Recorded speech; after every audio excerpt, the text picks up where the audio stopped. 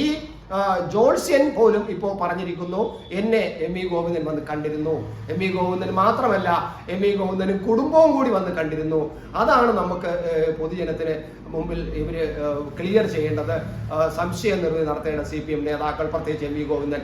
എന്തിനാണ് ഈ മാധവ പെരുമാൾ എന്ന ജോൾസ്യനെ പോയി കണ്ടത് എന്നത് വ്യക്തമാക്കേണ്ടതുണ്ട്. കാരണം മാധവ പെരുമാൾ പറഞ്ഞു കഴിഞ്ഞു, വന്ന് കണ്ടിരുന്നു, ഭാര്യാസമേതം വന്ന് കണ്ടിരുന്നു. പക്ഷേ ഞങ്ങൾ മറ്റു കാര്യങ്ങളൊന്നും സംസാരിച്ചില്ല, മുഹൂർത്തമോ അല്ലെങ്കിൽ സമയമോ അദ്ദേഹം ചോദിച്ചില്ല, വെറുതെ എന്റെ സുഖാന്വേഷണം അന്വേഷിക്കാൻ വന്നതാണെന്നാണ് പറയുന്നത്.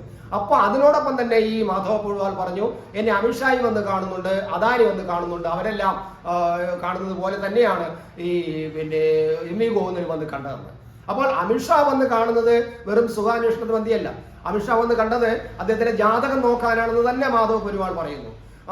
അദാനി വന്ന് കണ്ടത് തന്റെ ചില സമയങ്ങളും മുഹൂർത്തങ്ങളും ഒക്കെ നോക്കിക്കാനും വേണ്ടി തന്നെയാണെന്ന് മാധവ പെരുമാൾ പറയുന്നു. അപ്പോൾ അതുപോലെ തന്നെയാണ് ഈ എം.വി. ഗോവിന്ദൻ വന്നതെന്ന് പറയുമ്പോൾ എം.വി. ഗോവിന്ദൻ കൃത്യമായിട്ടും അവിടെ സമയം നോക്കാൻ തന്നെയാണ്. അപ്പോൾ പാർട്ടി ഓഫീസ് AKE സെന്റർ 10ാം ഉദയത്തിന് ഉദ്ഘാടനത്തിന് നമ്മൾ ആ ഉദ്ഘാടനം എന്നാണല്ലോ പറയേണ്ടത്, പാലുകാച്ചെന്ന് പറയാൻ പറ്റില്ലല്ലോ കമ്മ്യൂണിസ്റ്റുകാർക്ക്.